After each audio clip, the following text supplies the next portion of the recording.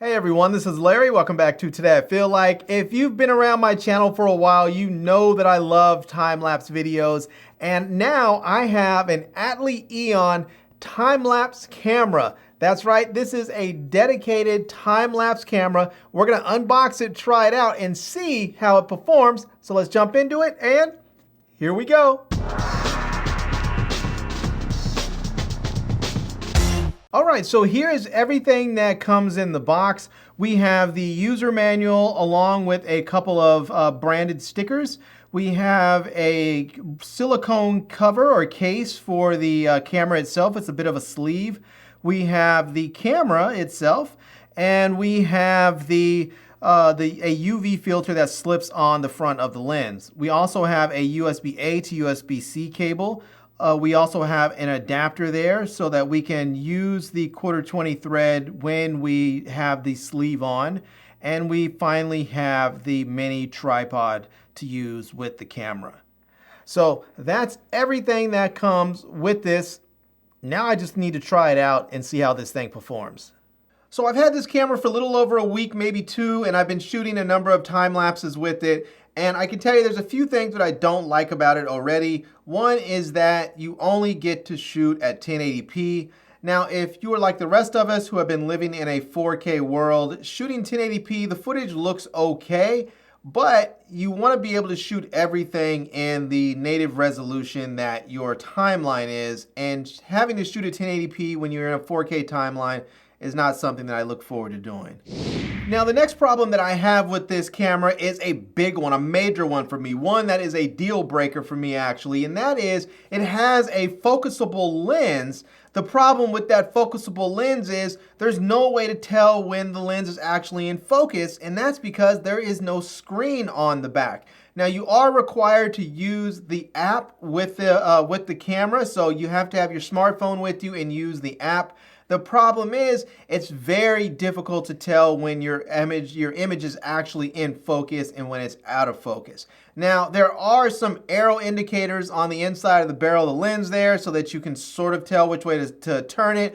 There's a little, you can feel like a little, I don't know what, it's not a click, it's a little something inside the lens when you turn it, so that supposedly you know when you're going from infinity focus to the close focus mode, but you don't know really which mode you're in. And if you're out at night shooting a nighttime lapse, you just don't know if you're in focus or not, and oftentimes you're not. And I found more often than not when I was shooting my time lapses, I wasn't in focus, and that's just really a bummer.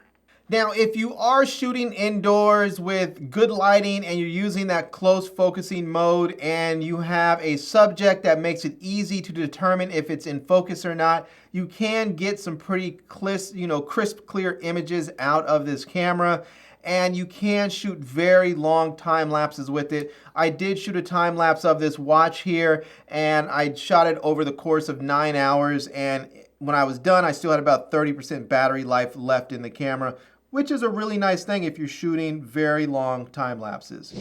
Now, bottom line is, do I like this camera? Do I recommend the camera? No. I wanted to like this camera. I really, really wanted to like this camera because I love shooting time lapses. I absolutely love shooting time lapses. It's fun for me. It's relaxing for me. I can go out, set my camera up someplace cool, see some cool motion in there, and I can just kick back and listen to music or an audiobook or just chill out while my camera's doing its thing. And I found that a camera like this that's supposed to make things easier on me brought me more stress because I didn't know if my image was going to be in focus or not. I couldn't really tell all that well. I know that the footage I'm going to get out of here is not as clean as a 4K image that I'm going to get from my GoPro or my DJI Action 2. And so I was always just left feeling like, nah, I think I'll take something else.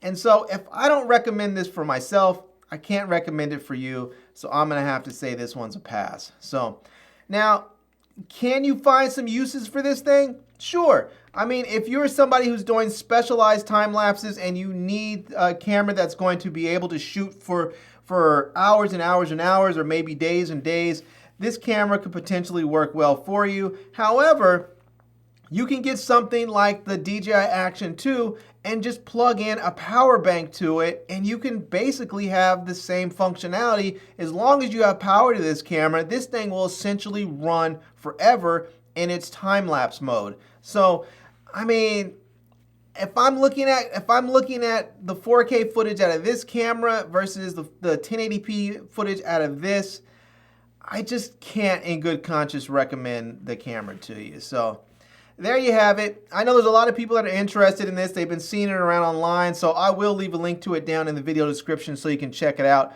I'll also leave links to my Amazon page and my social media contacts so you can reach me elsewhere. And I hope you enjoyed this video. If you did, please give it a big thumbs up, and please subscribe to this channel and follow me on Instagram. And I am Larry with Today I Feel Like. Thanks for coming back to see me. Come back and see me soon. And until next time, love, peace, and hair grease. Peace.